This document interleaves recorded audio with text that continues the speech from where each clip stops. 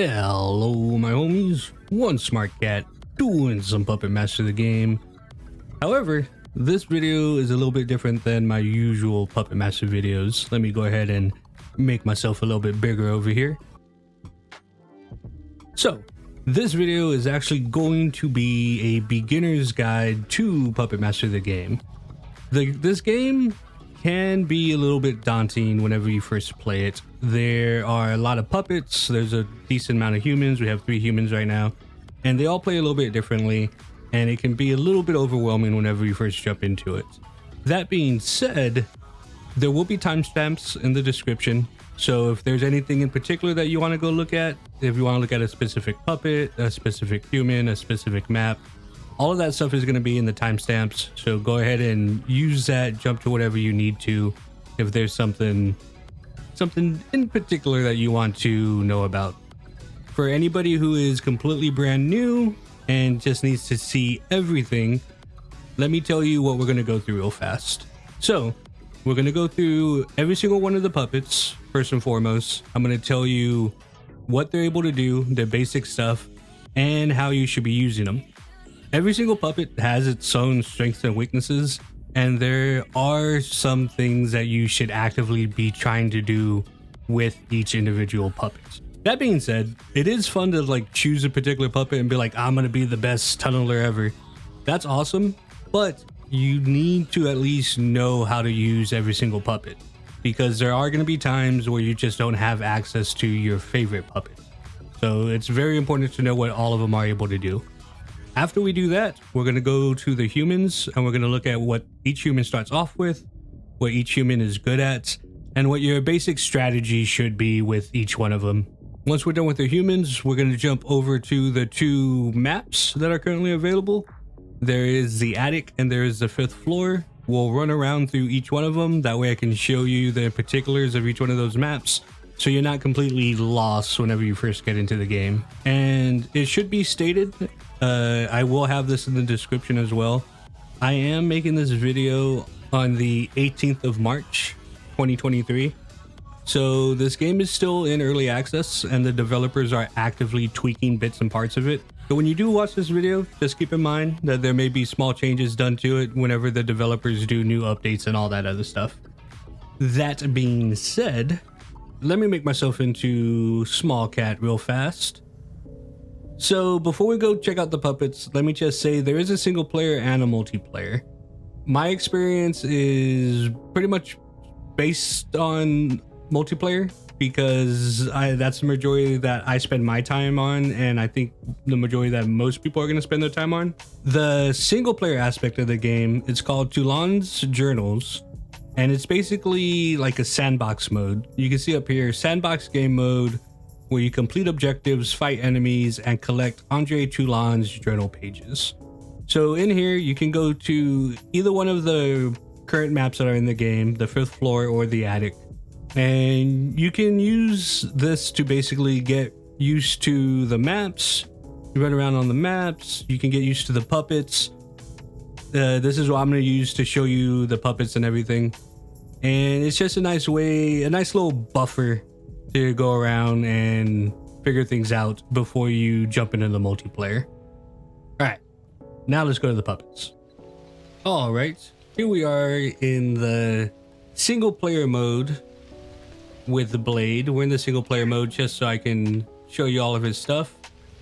Since this is the first puppet I'm showing you, I'll just say right off the bat, all the puppets have a jump, all the puppets have a walk, all the puppets have a running, all the puppets have a charge attack, and all the puppets have a normal swing attack. So, what's important about Blade is he has this dash, which is what you use to get around the map quickly, and what you use to go in and out of fighting with the human. There is an AI human walking around. Let's close this door so he doesn't come and bother us. You can do that dash in the air, and you can do that dash in any direction. So whatever direction you're holding whenever you do the dash. The other reason, or the reason that I said that at the start of any multiplayer game, you want somebody to be Blade, is because at the start of the game, the human player is going to be running around trying to find the different artifacts. And Blade, his other ability, is able to see through walls just like that. And that will help you locate the human so that the human's not able to just run around and do whatever he wants willy-nilly. Before we go mess him up, let me tell you about Blade's attacks. His charge hook attack is very strong. You can charge the hook and then the jump and try to go for the human's face, which will do critical damage. You can charge the hook, jump, and dash all in the same thing. Or you can also do that with the slashes. You can attack in the air with the slashes as well. So, I think he just opened that door. Just go over here. I don't want to fight him just yet. When it comes to the slashes, they equal into a 3-hit combo. There's this, that, and then he swings the stiletto and the hook at the same time. That last attack, where he swings them both, that attack does the most damage out of everything. But it is hard to hit. You can also hit that in the air, but it takes a little while to get the timing for all of that correct. Diving in and out, charging your hook, diving in and out, and attacking, and then leaving is completely viable. Getting under the legs and going for the combo, and then leaving is completely viable. When it comes to Blade, his damage output is insane, but like I said, he is very fragile. The current AI bot in the story mode is not super strong. Let's see where he is, and we can go take him out relatively quickly.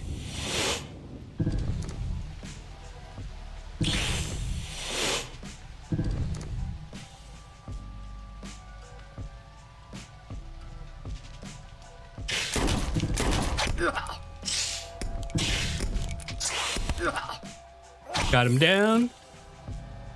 He kicked us.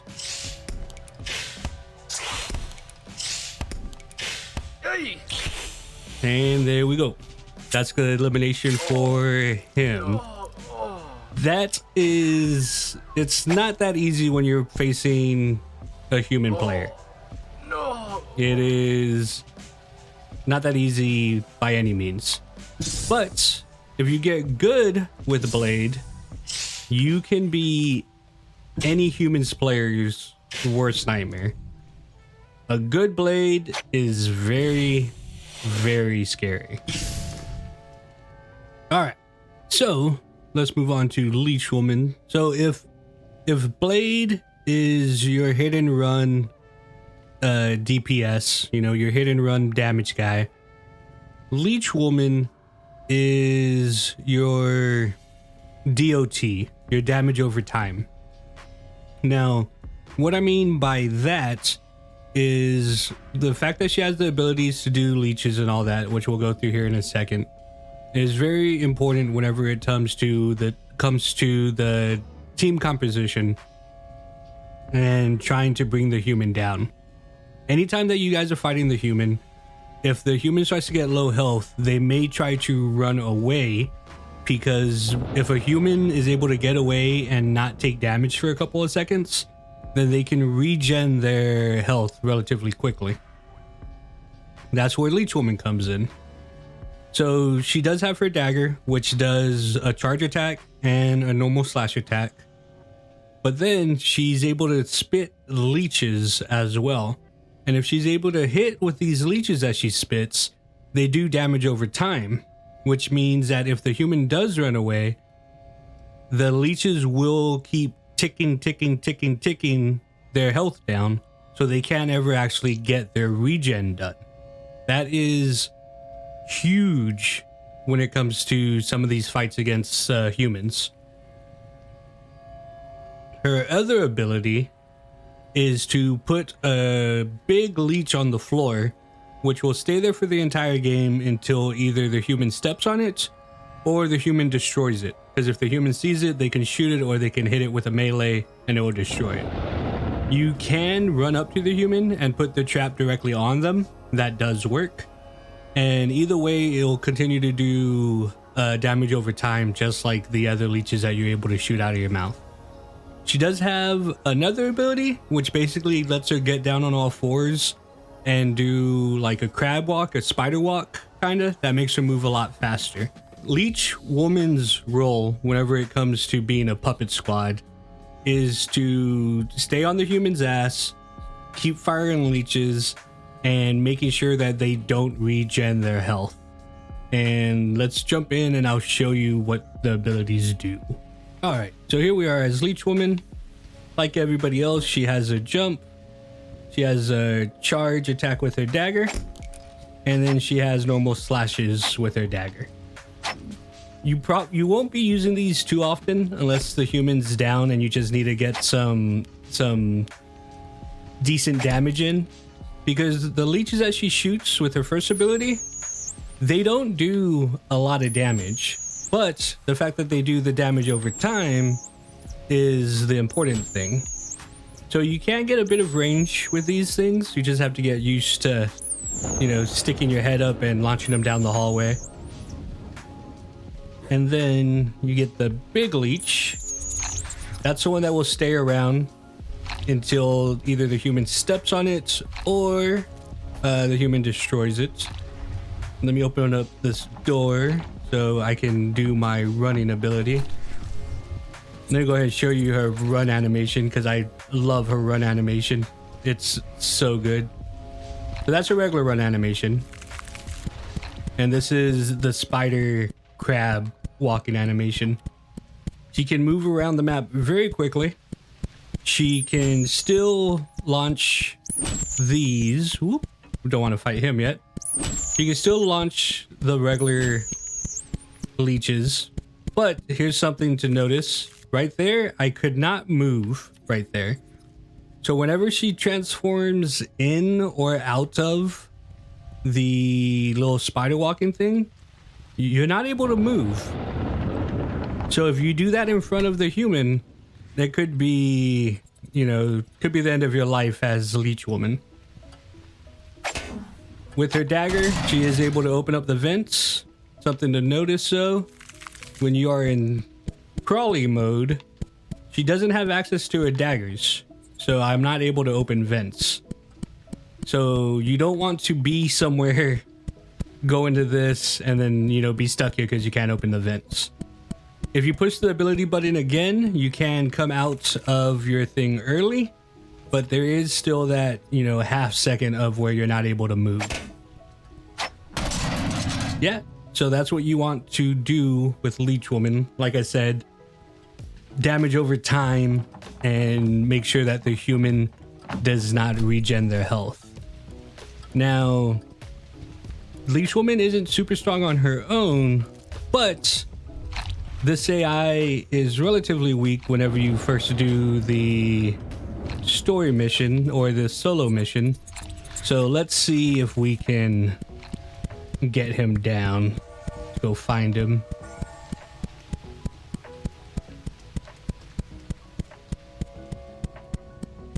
Oop. Alright, we got the big bleach on him. He did kick us. You can see that his health is ticking away. I got stuck right there for a minute. So he's not gonna be able to regen health because of my leeches. Now that he's down, I'm gonna go ahead and try to get in on him and do a couple of stabs. Got a crit on that stab. Oop, he ragdolled me. We'll get back up here in a second. Let's put a leech on him. Nice. Don't run from me. Go into spider mode. Make sure he doesn't get away from us. Very nice. Put the big leech on him. Still getting ragdogged, but we're okay. We're okay. We can't stab him right now. Oh, actually, you know what? Let's come out of our thing. That way we can stab him. Hiya! And we get our execution. I love that skin so much.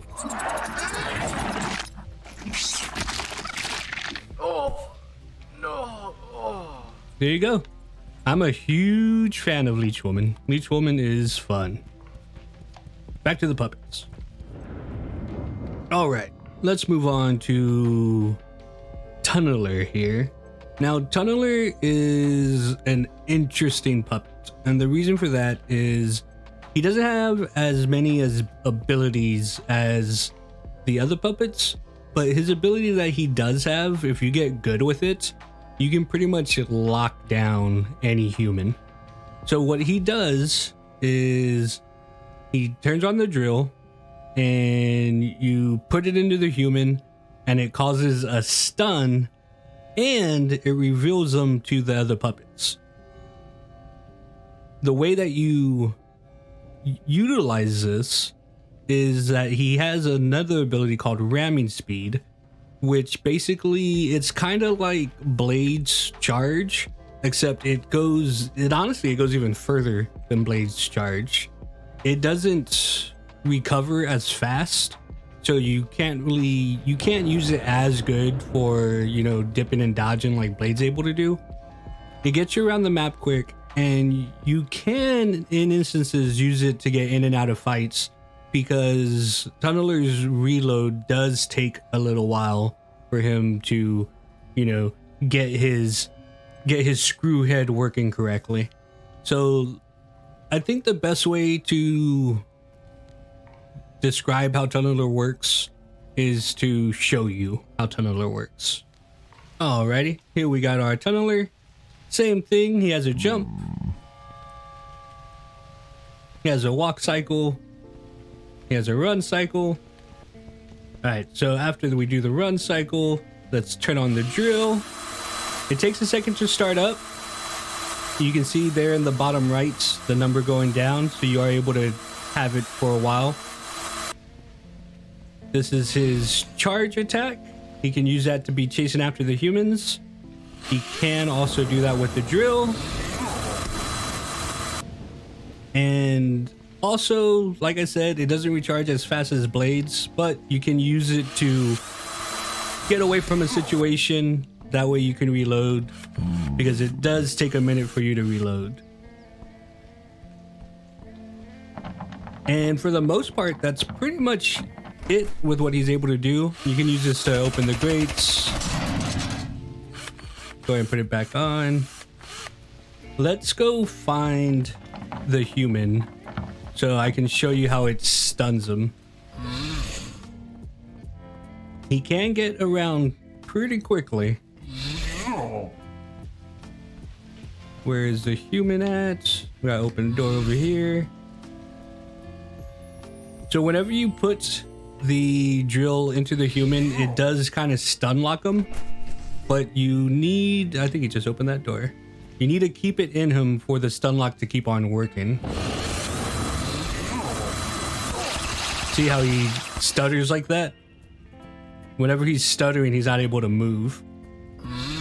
So as you're doing this, you can leap up into the air and go for crits. Because you can hit him in the head with this, and it does do crit damage. But there is also something else. Let me change my head here.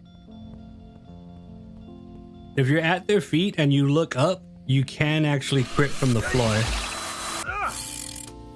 So that's something that not everybody knows. You can crit from the floor. And whenever they're down, you focus on the head and you can do a lot of damage. That red cross means I'm critting on him, and it just melts their health. And here is the execution. I love Puppet Master. I love Puppet Master so much. So, Tunneler, he's relatively simple, but if you can get it down to where you are drilling people and they're not able to kick you and they're not able to immediately destroy you, you can stun lock the humans into place and everybody else around your team can just destroy them. Like I said, if you look up when you're drilling somebody, you can get crits off of that. So, you know, Tunneler in his own right can do damage, but he's kind of hard to face a human by yourself. This AI human doesn't count. The AI humans in this mode is kind of easy to kill now. But yeah, that's Tunneler. Let's jump on somebody else. All right. Next up, we have Torch. Torch can be a real nightmare in the right situations. So he's kind of a combination of not really crowd control. He's like a area denier and a DOT, a damage over time. So he has two main functions. He has his flamethrower. This is a continuous attack. It recently got buffed, so it comes out a little bit further than it used to, which makes him really, really scary. And it continues to burn after it's no longer hitting, because like it literally sets the human on fire. So if you're able to get them on fire and they run away from you, they are going to take a bit more damage over time, which, you know, number one, makes them so that they can't do the health regeneration. And number two, depending on how much health they have whenever they start to run away, it can actually, you know, it can drop them. The other thing that he has is the Ember Grenade. Now, this thing takes a little bit of time to get used to, but it is very powerful. He basically launches a small fireball that after 3 seconds or so, it blows up. And if it blows up on the human, it's almost a guaranteed knockdown, depending on how much health that they have. The thing is, though, you'll see whenever we go into the game, it shoots out pretty far. So not only that, but it also bounces as well. So it's a little bit hard to control. But if you get used to it, you can block off doors, you can block off hallways, and if the human doesn't respect the fireball, the Ember Grenade, they are going to regret it. So let's jump in and check it out. All right, here we are with Mr. Torch. Same old, he has some jumps. He has his walk cycle. He has his run cycle. I love the way that this guy runs too. Like with his head back and everything. So good. The devs did such a good job on like the run animations and everything for these guys. I love them. So here is the torch. It takes a little while to turn itself on. It burns out relatively quickly, and the reload is a bit long. So there's a few downsides to it, but if you're able to hit with this thing, it does damage. And not only that, but it does the damage over time, like I said. Typically, you want somebody else to open the vents for you, because wasting your ammo on vents is... It kind of sucks. I mean, if there's a vent in your way and you need to get out, you know, obviously you're gonna let yourself out. But the fact that you go through your ammo so quick and it takes so long to reload, probably let somebody else open up all the other vents if you're able to. Let's go ahead and open up this door so I can show you just how far this grenade can go. As you do. Yeah, that thing can travel. It didn't used to go that far, but now it goes that far, which is makes it a little bit harder to use, but it's honestly a lot scarier now. So this room is a great example of what this grenade is good for. So, and we'll go over more of this like whenever we do the maps, but this room's a very important room because it has a door over there, a door over there, and this door that connects both. So if you're in here fighting a human and he comes over there and he's gonna run through here and try to go to that door, you can boom, shoot that, and if he runs for that door, he's gonna get hit by that explosion, and that is not something that he's gonna want, because that's gonna do a lot of damage. So this thing is great for area of denial. Anywhere where you don't want the human to go, you shoot it that way. And if the human decides to run that way, they're gonna have a pretty bad time. So shooting it towards the doors is a good way to block the area. If the human's right here and he's gonna run down the hallway, you can come over here, shoot it down the hallway. So if he runs that way, once again, he's not gonna want to get hit by that. That thing is gonna really, really hurt. Overall, that's pretty much what you want to do with Torch, is either area of denial, or if you have if your puppet buds are, you know, having him on lockdown with a CC or anything like that, and you're able to get close enough to throw your fire on them.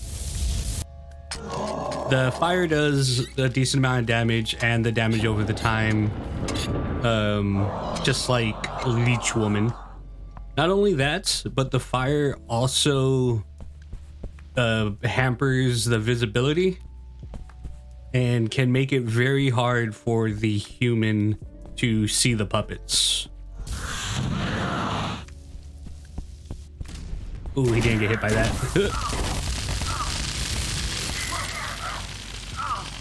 I wanted that grenade to go. The grenade does bounce, so you can like shoot it off of walls.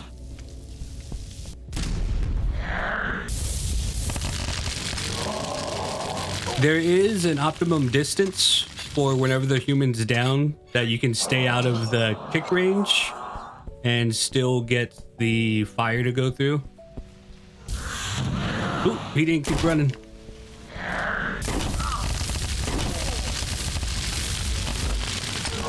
You can crit with it as well, as you see there.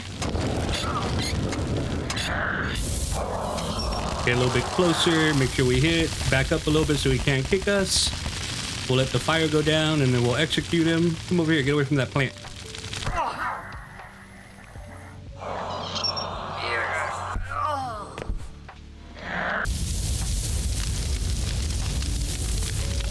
The puppet models look so amazing.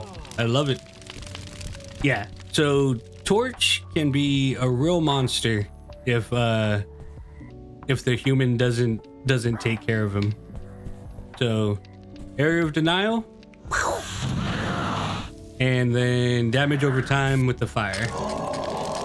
Just remember that reload, because that reload it takes a while. All right, who's next? All right, next up we have Jester. Now, Jester probably has the highest skill ceiling of all of the puppets, besides maybe Blade, because getting good with Blade can be a little bit difficult. But Jester has a lot of options whenever it comes to being out on the battlefield with all the other puppets. Let's start off with the fact that he has his knife. The knife does what all the other melees does. He's able to have a charge attack with it, and then he's able to have a slice attack with it, both of which are viable whenever you're trying to get in extra damage and you don't want to do any of the other stuff that he's able to do. He has a throwing dart, which does have travel time. So, you know, if you're throwing it down the hallway, you kind of have to lead it, either lead it or, you know, throw it straight at their back whenever they're running away from you, because it does have distance to travel. So it's kind of hard to hit. It takes a little bit of time to get used to, but hitting the human with this thing will outline them and will make it so that everybody else, all the other puppets, are able to see the human through walls. So if you're the only one chasing the human down, throwing a dart is a great way to make it so that everybody, all the other puppets, are able to see the human. It doesn't do a bunch of damage. It's more of like an annoyance and, you know, to mark the human so everybody else can see him.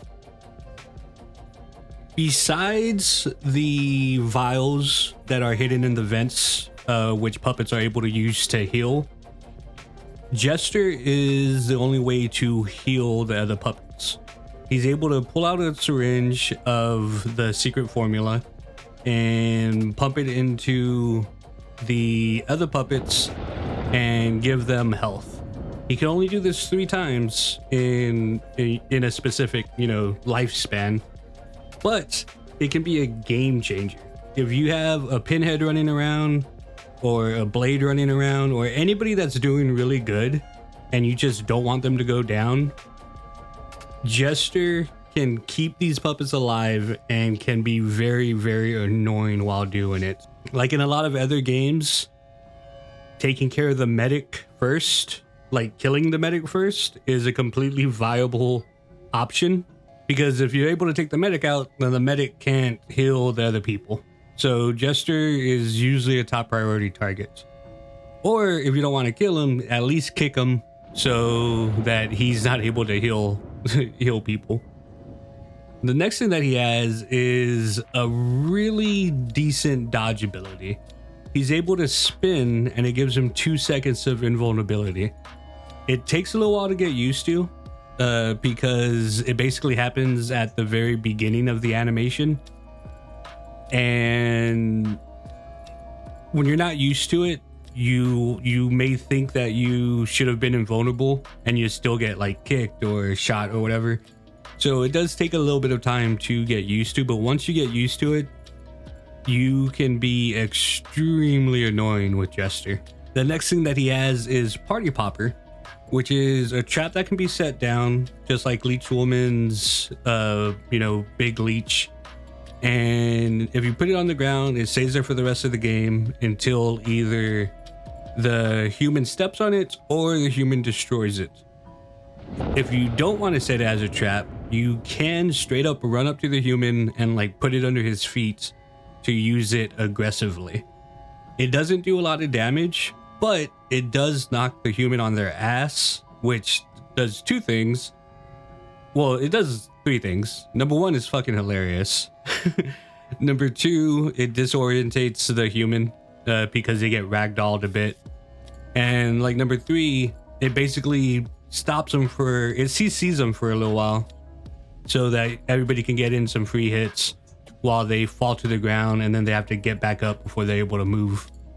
So there is a lot when it comes to Jester. Let's go ahead and jump in with him. All right, so here we are with Jester. He looks amazing. I love the noises that he makes. The whole fucking yeah, love that shit. So this is walk animation, his running animation. This is his charge attack, his slash attack. You use the weapon in order to get rid of the vents. His dodge is a spin. And you recover it pretty quickly, honestly. So, you know, you should always be trying to use it in order to avoid damage.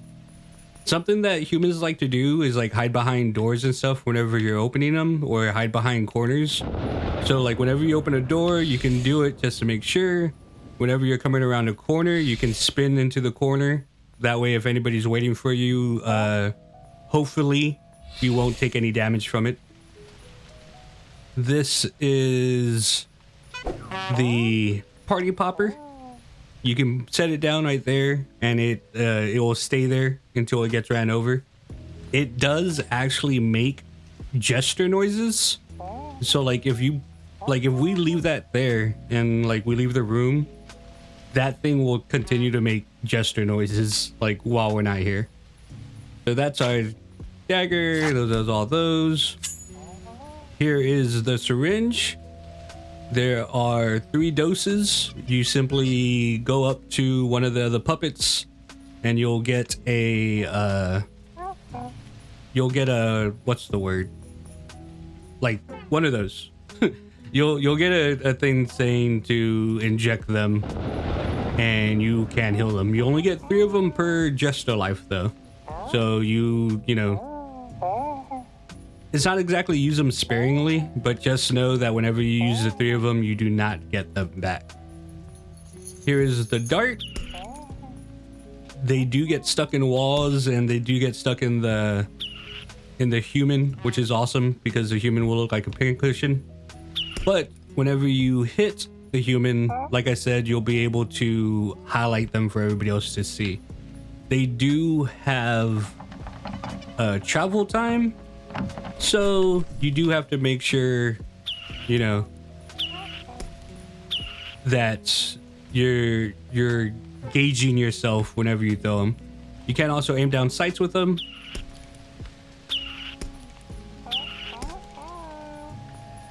And yeah, that's pretty much what Jester does. Like I said, with him, you can go around corners, make sure you don't get hit or shot. Just like that. So Jester is he's meant to be a big annoyance, and he's meant to be able to, you know, keep track of whoever the human is. So woo.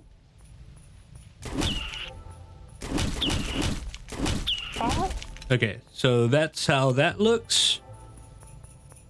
Let's switch back to our dagger so we can do the darts don't do a lot of damage. There's a party popper. Hit him while he's down with the party popper.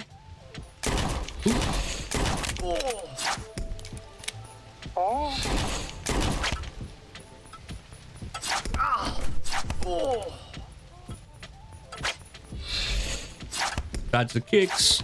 Hit him with the knife. And usually you know, other people will be the ones doing the damage whenever he's on the floor. We're just doing it right now because this is a single player thing. Where'd he go? There he is. He's back up. If he turns around, we're gonna dodge.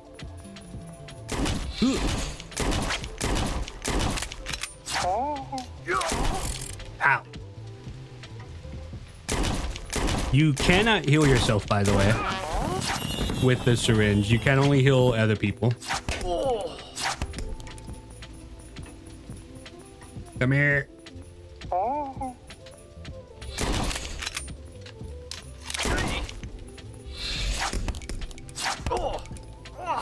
Ah.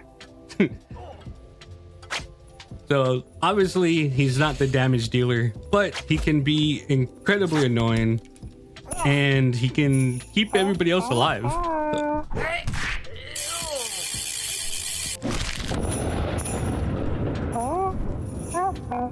Like, that may have been one of the harder ones in order to get him down, but Jester is amazing. He can be extremely annoying. Those party poppers are very, very destructive. The fact that he has a 2-second dodge is amazing. Yeah. If you become a good Jester, 2 things will happen. The humans will hate you and your fellow puppets will love you because you're going to be able to keep them alive. All right, who do we got next? All right, next up we have the good old 6-shooter. Now, when you want to talk about damage, you talk about 6-shooter. 6-shooter can put out incredible damage. The only thing though is he is very slow. He doesn't have any dodges, and for as much damage as he's able to put out, if you're not careful with him, you can get eliminated immediately. So he's a glass cannon, kind of like Blade. If you can set yourself up in the right places and keep yourself out of danger, you can take like half of the human's white health bar immediately. Like, he does so much fucking damage. So he has his pistols. You have 6 shots because you're a 6-shooter. You have 6 shots and then you have to reload. The reload time isn't horrible, especially considering that you're reloading 6 different bullets or 6 different guns. And I believe that they have recently added a little bit of kickback to the guns, so you do need to be a bit more careful whenever you are spamming your shots. If you're up close, you can pretty much just unload and all of them will hit. But if you're shooting down the hall, you probably want to take a little bit more time taking your shots just to make sure that you're able to get them to hit. He has a lasso ability, which is another trap along with, you know, Jester's Party Popper and Leech Woman's Big Leech. It's a rope that he throws on the ground. If the human walks over it, they are CC'd, crowd controlled. They can't move for 3 seconds, which is a lifetime, especially if you have 6 guns pointed at your back whenever you get stuck there. It can be destroyed by the human shooting it or hitting it with a melee weapon, and you can also straight up run up to the human and throw the rope at him.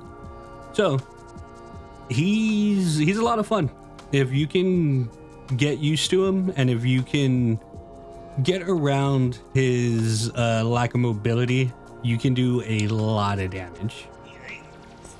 All right, so here we got 6-shooter. This is his walk animation and his run animation. He is not very quick.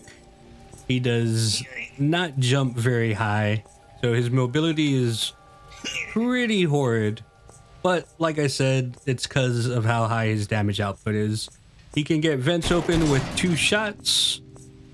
You can reload whenever you want to. Whenever you fire a shot, you can't reload whenever you're full. You can shoot relatively quickly. There is a kickback, as you saw. So this is me not trying to control the kickback at all. So it does climb a bit, but once you get used to it, you can put the shots pretty much where you want. You can also aim down sights. That way you can shoot down hallways and everything. The rope, you can hang on to it. You can run with it. Ah! It does have a little bit of travel whenever you throw it. You know, you can't throw it super far, but you can throw it a bit. And yeah, whenever he steps in that, whenever any human steps in that, they get CC'd. Or you could just straight up throw it at them and they'll get CC'd. But beyond that, I mean, the gameplay is simple. You know, you have a lot of damage and not a lot of mobility. So that's the name of the game, is to try to get your damage out without dying. Sneak attacks, going through vents, taking shots and running away. All of these things are completely viable whenever you are playing as 6-shooter, because your job is to put out the damage, and 6-shooter can put out the damage. You can fire while you're walking. You cannot fire while you're running.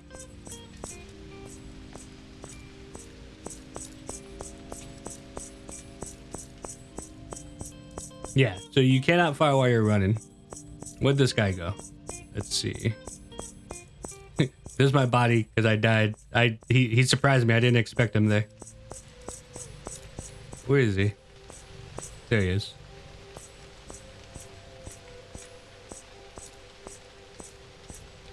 Come to me.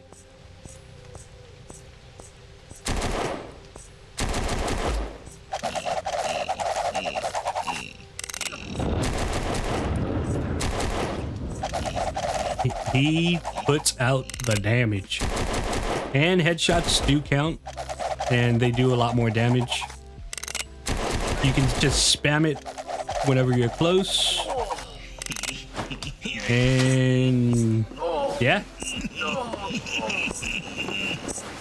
The AI robots, or the AI human, this guy, he does have less health than the regular humans, like if you play in multiplayer. But, I mean, even so, if you hit your shots, you can pretty much melt people almost as fast as that. I'm actually glad that I went through this vent because I forgot to mention 6-shooter and Pinhead are both very long dolls, very tall. So whenever you're in a vent, it's kind of hard to see. You can go first person in the vent. That way you're just able to see a bit better. I mean, the whole time that you play puppets, you can be in first person if you want to. I prefer to be in third person as puppets, but you know, it's just a simple button press. Like whenever you go into an event, like, okay, I'm in here, go first person. Now I can see, okay, I'm out of the vent, you know, come back to third person. So yeah, I'll show you that with Pinhead as well whenever we go to him next. But that's 6-shooter. Do a lot of damage and do your best to stay alive. That's what you do with 6-shooter. Alrighty, last but certainly not least is the big and mighty Pinhead that we see here. So a couple of things to say. First and foremost, with Pinhead, he cannot get kicked and punched and get ragdolled like all the other puppets can. He can get kicked and he can get punched, which will push him back. It will move him away from the human, but you won't, you know, fall on the floor and you won't be CC'd for, you know, 3, 5, 6 seconds. So that makes him a great front line. Obviously, he's the front line. He is your tank and he can be a decent damage dealer as well. So he doesn't have a weapon like everybody else. He just has this big old, you know, man fists. But he does still have a charge attack and he does still have, like, you know, a fast attack. So he does the same thing that everybody else does. When people are on the ground, you don't need to do it when people are on the ground, but the wrench that he's able to pull out is very, very slow, and it's very, very hard to hit if they aren't on the ground. There are situations where, like, if somebody's held up in a bathroom and y'all know that he's in the bathroom, you can get the wrench ready and somebody open the door, and as soon as the door opens, you know, you swing down with the wrench. That's a completely viable too, but for the most part, it's usually whenever somebody's already on the ground that you want to pull out the wrench and, you know, give the human a whack.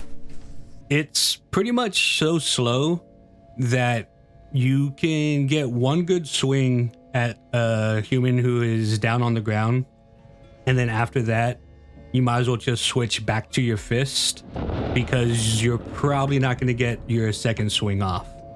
So that's usually what I do. If somebody's down, pull out the wrench, hit them once, change back to my fist, and get ready to, you know, keep chasing them and keep fighting them.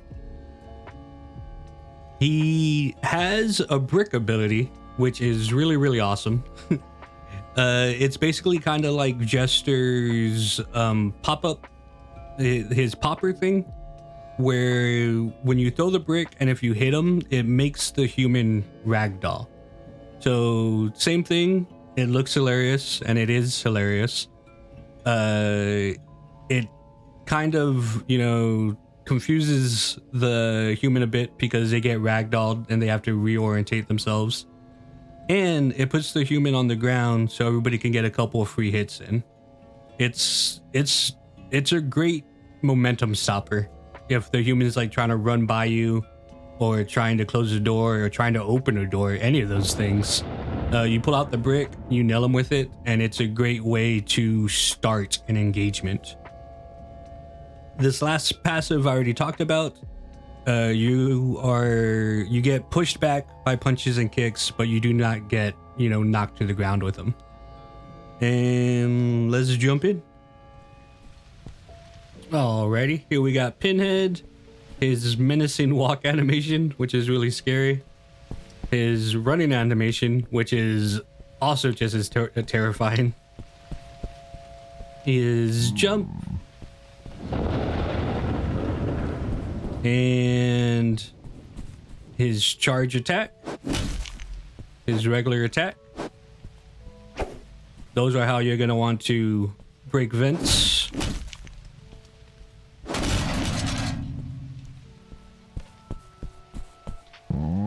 Now, I'm pretty sure you figured it out. Like, his role in the whole thing is to be the tank. He's the healthiest. He can't get ragdolled. You want Pinhead to be the one that is taking all the kicks, taking all the punches. You want Pinhead to be the one that is standing toe to toe with a human. The brick comes out. You're able to hold it for as long as you want to. You can throw it pretty far, and if it hits any part of the human's body, they will ragdoll, and it is awesome. The wrench takes a while to pull out, and then takes a while to load up. And then once you hit with it, see, like right now, I'm trying to do it again. Right there's the next time that I was able to do it. So it takes a long time for you to get 2 swings in. So pretty much whenever the human's down, pull it out, get your 1 swing with it, and then switch back to your punches. You're not gonna get 2 swings with it. But I did also say, like, if you know that the human is like hiding in the restroom, you can pull it out. You can get it ready, and either one of your friends can open the door, or you could open the door and come in swinging heavy with it, coming after the human. So let's go find the human. You always want to be the front line as Pinhead, obviously. There he is over there. If you do their swings, you do move a little bit faster. Like you get this little jump forward. Aw, you bastard. You get this little jump forward that you're able to do, which can help you get in through doors and, just get a little bit extra CC. I'm not going to kill him yet because I really want to hit him with the brick. I'm so sad that I missed that brick. Oh, I need the wrench too. Come here. Come here. Here I come. Yeah, you move slower with the wrench. So only do it whenever you know you're going to be able to hit. Ow.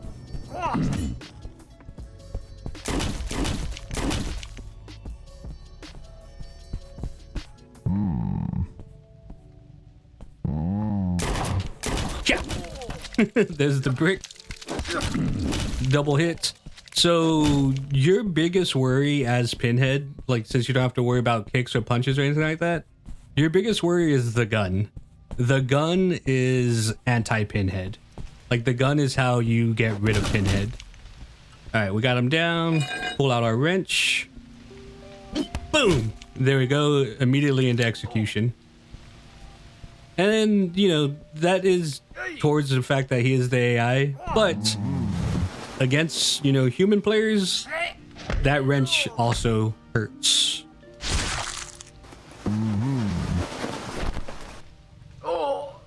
Beat him up with the big man hands, and then we're on our way. Yeah, so Pinhead's a lot of fun. That brick can be a lifesaver. You can throw it pretty far. Yeah, that's pretty much as far as you're able to throw it. But hitting them with that thing is awesome. I love it. So that rounds out all of the puppets. After this, let's head on to the humans. Alrighty, so we finally got done with all the puppets. That was a lot of information. You know, hopefully you use the timestamps if you wanted a particular puppet, or maybe you just watched all of them, which awesome. You're an amazing person. So the way that we're going to do the humans is a little bit different than the way that we did the puppets. And the reason for that is there's nowhere to run around with the humans like how I was running around with the puppets and being able to show, you know, all the puppet stuff. But honestly, we don't really need to do that with the humans in order for me to show you the differences between all of them. I do have a full game of me just completely handling a lobby with Miss Hadley here over here in the middle. I'll put that video up here in the corner and you can take a look at it if you want to. It's a pretty damn good video and match, and I do a play-by-play as I'm playing as Miss Hadley. I do a play-by-play. I say everything that I'm doing and everything that I'm thinking. So it's a good way to see how the humans can be played. But what we're gonna do right now is go through each one of the humans, tell you the differences between them, and tell you what they start with, how to use this one compared to the other one. And I feel like that's going to be enough when it comes to the humans, because in general, each of the humans is trying to do the same thing. They start off with different tools to do the thing that they're trying to do, which is to gather the artifacts and to not die from the puppets. So let's start over here with the agent. Now, the agent is the strongest out of the three humans. He starts off with a Luger, just right at the beginning of the game. He doesn't start off with the melee, and he doesn't start off with any bottles or anything. He starts off with the gun. He has a punch and a kick, just like all the other humans have. Whenever you kick, you stun the puppet for 6 seconds, unless it's a pinhead. You still kick the pinhead, and the pinhead still gets moved away from you. So if the pinhead is the only thing that you're dealing with, you can kick him away from you, run away, and then, you know, either turn and shoot at him or just keep running away. The punching does 4 seconds stun and minor damage. And if you run and punch, then it does a little bit more damage to it. Now, the good thing about the agent is if you're good with the gun, you can put a stop to any puppet activity as long as you are able to stay at range. The biggest counter to Pinhead is the gun. Once Pinhead gets in close to you, it gets hard to fight him because he's at your feet. And you can pull out a melee and you're able to, you know, bash back and forth at him. But the gun will it's the best way to flatten him out. He's the biggest target whenever it comes to the puppets, and he doesn't have great mobility. So the fact that you start off with a gun, you can eliminate Pinhead very, very quick. Your general game plan whenever you're playing as the agent, I would say you still want to get your hand on a melee weapon. The reason for that being is the agent's strength is so high that using the melee weapon when you need to, because, you know, you do have the gun, but once the puppets are in close, the melee weapon can do some serious damage to the puppets. So what you're going to want to do with the agent is Stay away from the puppets as you can in the beginning until you at least find a melee weapon, and then use the doors and use the corners. If you see the puppets coming, or if you see them coming down the hall, turn the corner, run about halfway down the hall, and then turn around and just pre-aim the corner. Pre-aim the corner of the hall, so whenever they come around the corner, you just start blasting. Whoever comes around the corner, you just blast them. And it's the same thing whenever you go into a room. If you go into a room and you close the door behind you, get far enough into the room so you're not in immediate danger, and wait for them to open the door. As soon as they open the door, start blasting. If you're able to close them into a room, you run further down the hallway so that you still have eyesight on the doorway. Pre-aim your gun at the corner of the doorway, the bottom corner of the doorway, where the puppets are gonna have to walk out of, and you blast them. Once you get used to the gun, it is hands down pretty much the quickest and most reliable way to get rid of the troublesome puppets. Because 6-shooter can't move that fast. You can blast him and get rid of him relatively quickly. Pinhead can't move that fast, and he's a big target. You can blast him and get rid of him quickly.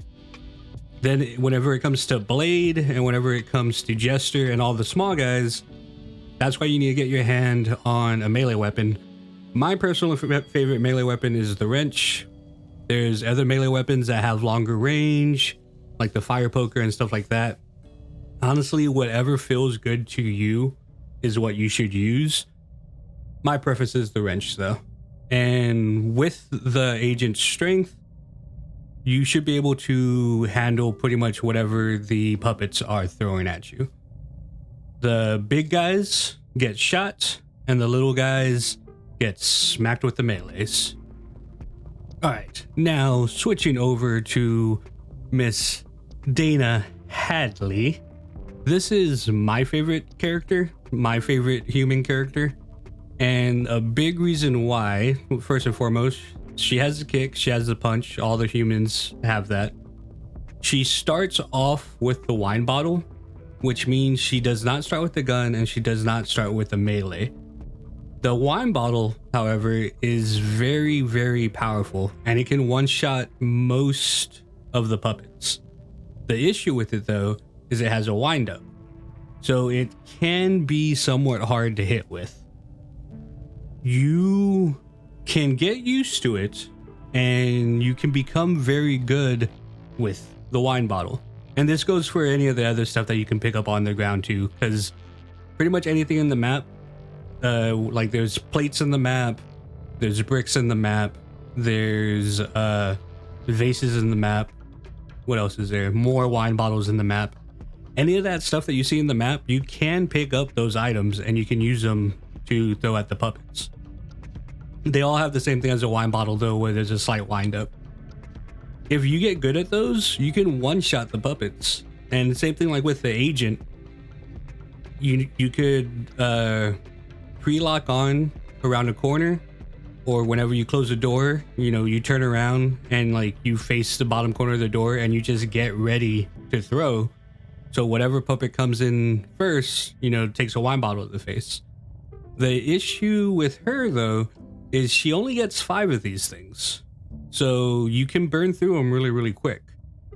You are going to want to, the first thing you want to find, before you even start looking for the artifacts, is at very least a melee weapon. The gun and all that stuff is good to have as well. Me personally, I prefer the melee weapons, and especially whenever it comes to Hadley, I hardly ever use the gun or the wine bottles unless I'm trying to fight my way towards the elevator or something, and I'm having a standoff, a shootout. So priority number 1 before you even start looking for artifacts is to get your hand on a melee weapon whenever it comes to Hadley. Now the other thing that she has over here, this is the effigy. This is one of the reasons why Hadley is my favorite, and I'll tell you the other reason here in a second. So the effigy is a wax figure that you're able to put down on the ground, and it puts out an area and effect that if the puppets are within it, you're able to see them through the walls. This is extremely useful for a bunch of different reasons, but the two reasons that I use it for is you can see where the puppets are going and decide not to go that way, obviously. Or my favorite thing to do is whenever you do find the wrench or whatever kind of melee that you want to use, is to use the effigy and the knowledge of where the puppets are to set up ambushes, either around corners of the hallway, on the opposite side of a door that they're going to open. Even having a door open and like just standing in the open door and waiting for the puppet to pass by the open door, and you just come out swinging, it scared the shit out of the puppet. That's that's some of the funnest stuff for me to do whenever I'm playing as Hadley. The other reason that Hadley is my favorite is she has the most speed out of any of the humans. She can move, and you have to utilize this stuff because when it comes to Hadley, she has the smallest white health bar, which means she's the easiest to bring down. I don't think I talked about the health bars yet. Like, every single human has a white health bar and a red health bar. The white health bar is what you're able to recover by not taking any damage. But whenever that goes all the way down, that's what makes you go prone. And then whenever you go prone, that's when the puppets are able to start hitting your red health bar. When your red health bar goes all the way down, that's when you're able to be executed. So that's the way that the game works. She has the lowest standing health bar. So you have to use your speed and you have to use your effigy to both play smart and to play for the ambush. The more that you can keep the puppets separated, and the more that you can keep like one or two puppets dead while the last one's running around, the better you're gonna do as Dana Hadley. Now, last but not least, whenever it comes to the humans, is Neil Gallagher. So this guy, say what he starts off with. He has the punches and he has the kicks, just like all the other ones. He does start off with a melee weapon, which is very, very good. I think the melee weapons are a very, very adequate way to fight off the puppets. So the fact that he starts off with one is great. He has the most health out of any of the humans. So he is the hardest to bring down. He's not super quick and he's not super strong, but he is able to tank a lot of damage. And the fact is he can just straight up stand there and fight puppets and win the fight and then run away and get his health back. So puppets have to be wary whenever it comes to Gallagher, because Gallagher is a fighter. And when it comes to what you should do as Gallagher, that's honestly kind of my advice whenever it comes to him. Don't be afraid of the fight, but at the same time, don't put yourself in a position where you're fighting, a Pinhead, a Torch, and a 6-shooter, because you're not going to win that. You still have to play somewhat smart, but you should play with the knowledge that you can take some damage. You can, sit there and fight with these puppets. Just don't put yourself in a position where you can't get out of. That's kind of the way it goes with him. That's pretty much what we're going to do for the humans in this section. Like I said, I do have that video of me playing a game with Hadley, if you wish to see that. I will talk more about the humans in general whenever we get to the tips and tricks part of the video. This was a good breakdown of what each human's able to do and how they differ and how you should lean towards playing each one of them. All right, so this is the map portion of the video. And I decided while I'm showing off the maps, I'm gonna go ahead and do the tips and tricks here as well, because doing it with the map honestly makes sense. That way I can tell you guys, you know, the specifics of each of the maps and everything like that. I will be saying both human and puppet tips and tricks. That way, number one, we can get it all together. And number two, I mean, it's important to know your enemy.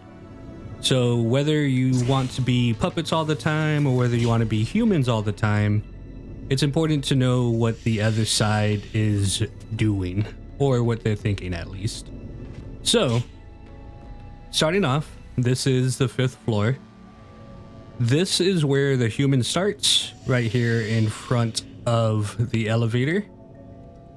Typical puppet spawns are back in those vents right there. We're using blade, that way we can get around relatively easy. I've killed the AI a couple of times already. He might pop back in eventually.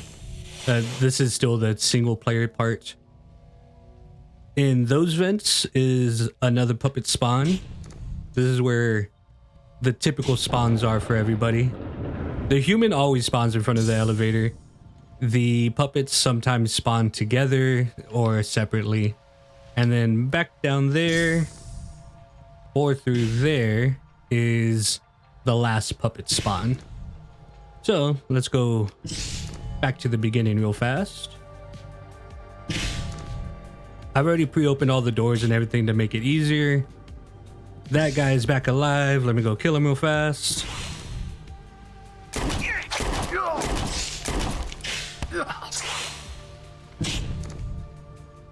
Come here. Don't run from me.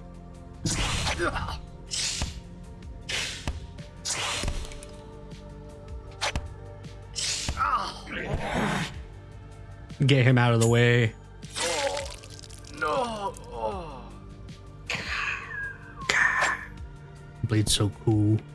Oh no. Alright.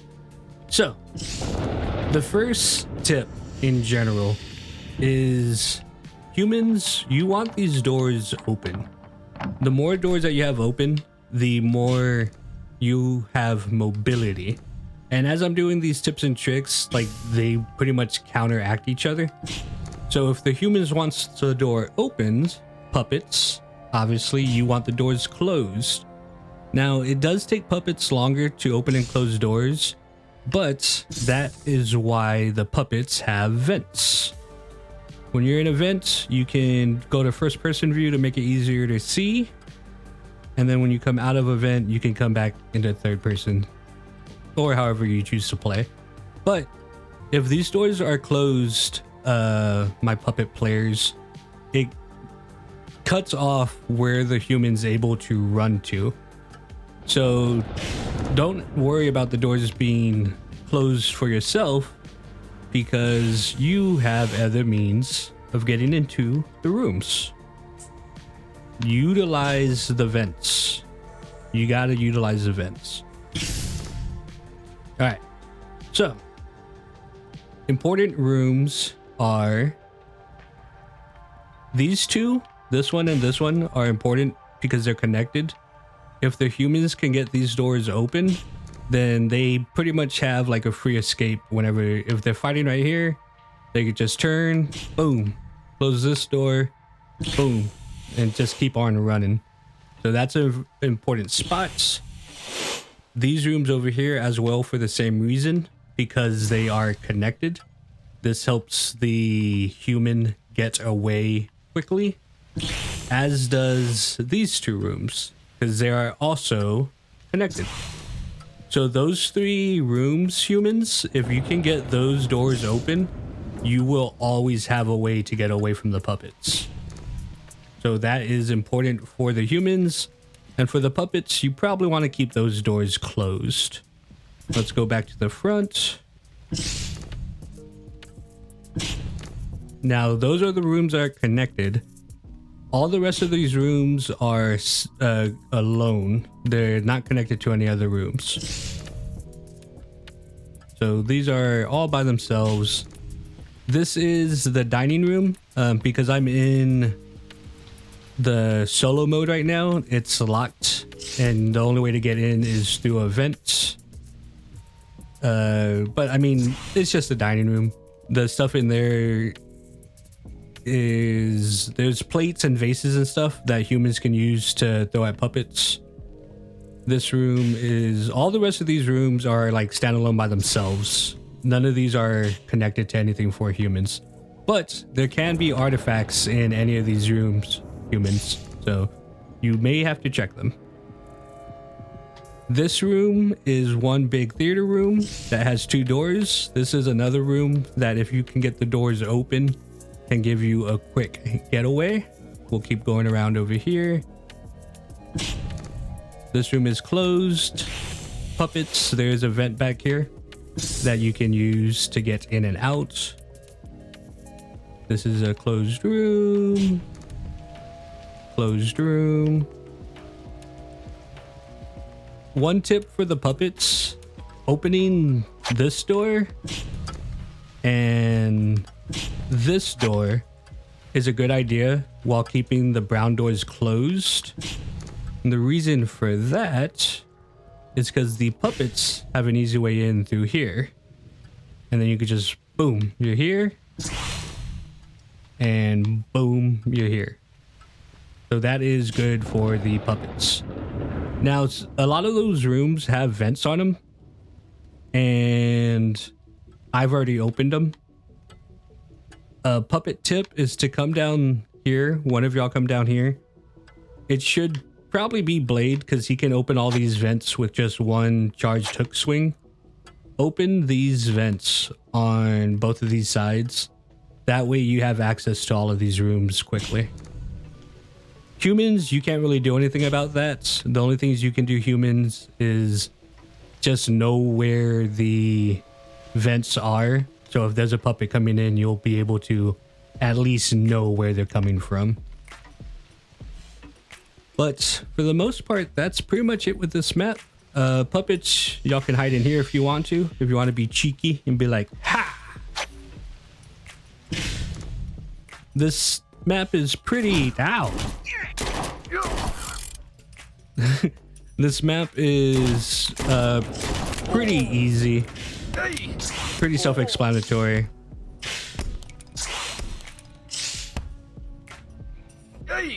How many times I gotta teach you this lesson, old man? Ah, he kicked me.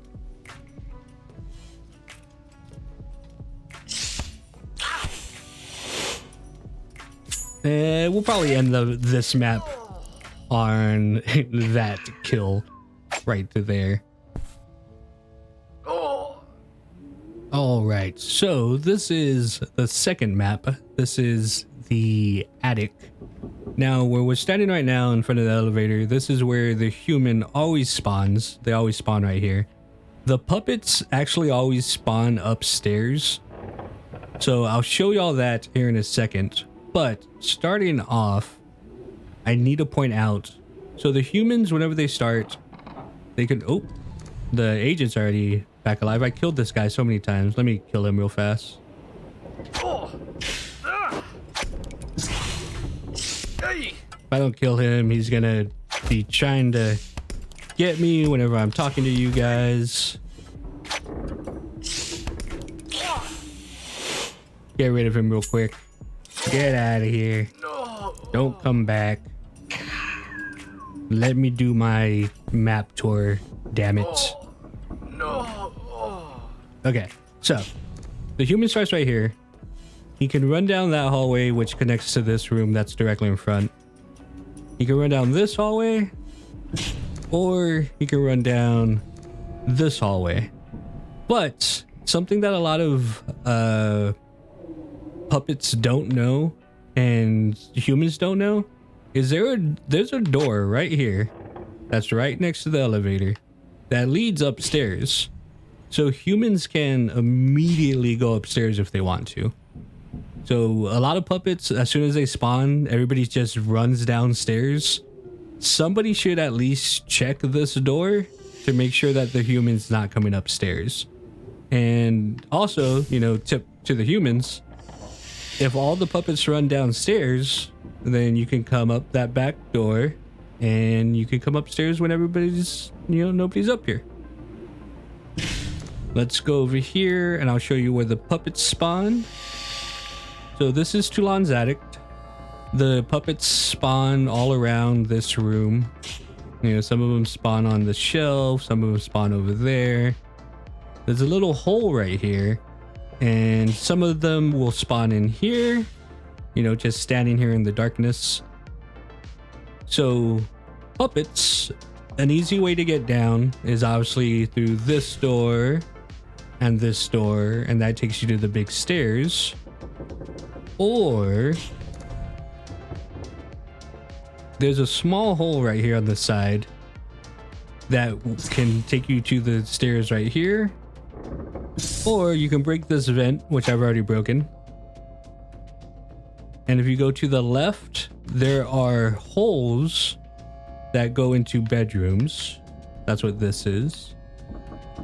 Or if you go to the right, there's a vent right here that I've already broke, and it takes you to this little, you know, 90-degree angle here on the big stairs.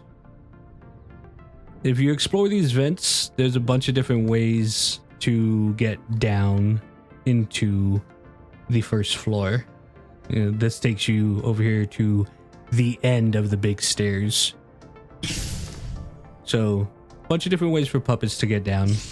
Let's go back over here where the human starts. So, for the humans, these rooms that connect, these rooms that have two doors in them, they are where you're gonna want in order to make quick getaways. So this big room is connected. This room across the hallway is connected. You know, that's where the elevator is right there. This is a single room. This is also a single room. Over here is a very nice room that is connected and they're next to each other. So if you go through here and you have this door open, whether the puppets come from over there or over here, you will have an escape. And the same thing goes for this map as the other one, puppets. You don't want all these doors open. I just opened all these doors just so it'd be easier. You do not want all these doors open because this just lets the human just run all over the place, all willy-nilly like. This door is closed because I'm currently in the one-player mode, but this door leads to like basically a U-turn that the human can't get out of this room. The only way in and out of this room is through this door. There's a room at the end of the hallway that is also by itself. The only thing that's in there is a bathroom. Going upstairs, this room is by itself. There's a little offshoot of a room right here that sometimes has stuff in it. There's a little hidey spot right here. Both puppets and humans can fit back here. So whether you're a puppet or a human, if you want to hide, there's a nice little hiding spot. There's a little side room right here. Sometimes there's artifacts in here. Back here is a bunch of different places to run. Sometimes there's a real sneaky artifact that is all the way back here behind this green thing. Like it's like right here. There's a sneaky artifact. I always miss that one. Now, a lot of people don't like this map because the human's able to get downstairs and upstairs relatively quickly using this stairway. but the puppets can get down pretty quick too. There's vents all over the place that will take you downstairs. Like that will take you down into that other room. Also, puppets, you can jump this banister. And as long as you stay, you know, a little bit to the right, there you go. You're downstairs. There is also a little hole right here. Whee! That takes you downstairs. So there's tons and tons of ways of making it downstairs.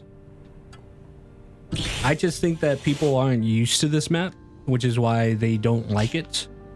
But I mean, people just have to get used to it. I think this is, I honestly like this map more than the other one. I think it's really fun, you know, chasing the human around and chasing the puppets around. So we pretty much went everywhere.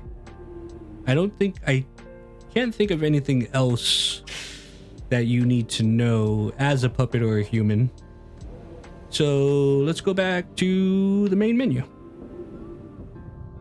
All right, I am Big Cat again. So that was an immense amount of information. Hopefully somebody found some of it useful. You know, either way, I just wanted to get something out there that new players could at least reference. You know, they don't need to watch this whole damn thing, but if they want, you know, a better reference on Blade or Leech Woman or one of the humans, or if they just want to look around on the maps, hopefully this was helpful to somebody, and hopefully it'll bring in more players, because this game is very, very fun and we need more people playing it. The developers really care about this game. They put a lot into it, and it's one of the most fun games I've been putting time into, like in a long while. So there you go. If you enjoyed it and if you made it this long, you are insane, for one, and you're also an amazing person if you actually watch this whole damn thing. Subscribe if you're not subscribed, and hopefully you enjoyed it. Hopefully I'll see you in another one of my videos, and wee you.